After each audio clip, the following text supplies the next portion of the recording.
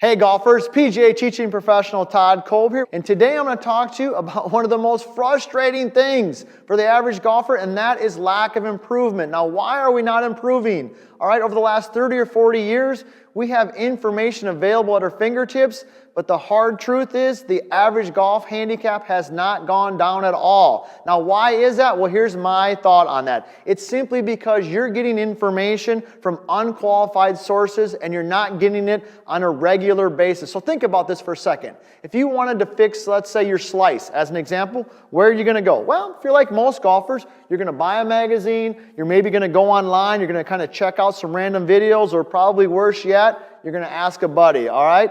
The hard truth is that this information, it might work, it might not, but how do you even know if it's coming from a qualified source? You don't even know. You're just basically taking information from any person who's putting it out there.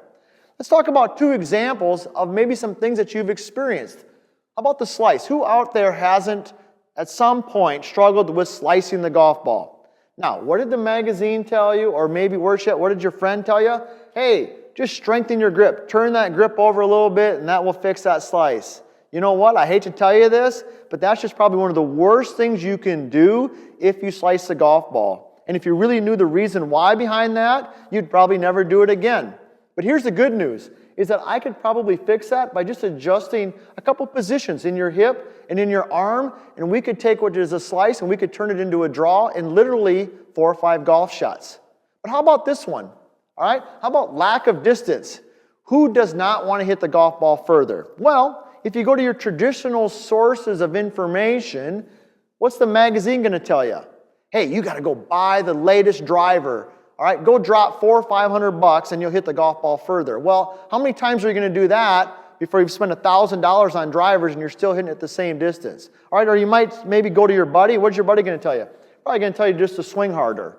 Okay? Once again, bad information from an unqualified source. But here's the good news, is that if I showed you a simple transition drill that would help you increase club head speed and deliver that speed at the most important time, the moment of impact, you'd increase your distance immediately.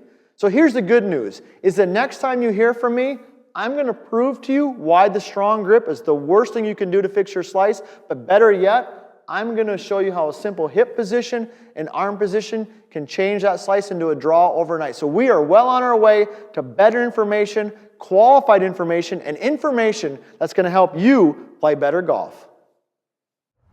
Hey golfers, PGA teaching professional Todd Kolb here, and last time you heard from me, I made a pretty strong claim. I know it. I told you that one of the worst things you could do if you were trying to fix your slice was to strengthen your grip. And a lot of you probably heard that from a lot of very qualified instructors. You've probably read it in magazines. You've probably even seen it on TV. And I'm here to tell you that that's just wrong. And I'm going to explain to you why that's wrong. And more importantly, I'm going to give you a real simple thing that you can do to hit a nice high draw. So let's talk about that strong grip. So here's the first thing you need to know. It's the most important thing from this entire video. That is this, that what we now know with advancements in technology and information is that the golf ball starts, for all practical purposes, based on the club face position at impact.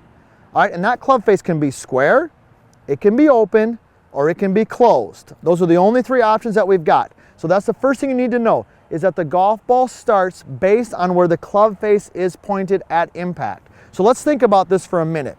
If I want to draw the golf ball, and I strengthen my grip, what type of club face position do you think a strong grip is going to promote? Exactly. It's going to promote a club face that is closed at impact. So if the club face is closed at impact, it's pointed to the left of the flagstick at the moment of impact, where's the golf ball going to start?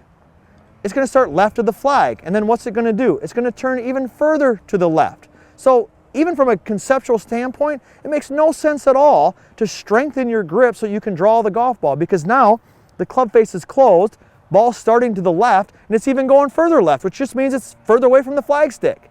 All right, so when you stop and think about it and you know that the ball starts based on the club face, it doesn't make any sense at all to strengthen your grip. So what do we want to do if we want to hit a draw? Well, we want the ball to finish by the flagstick, first of all.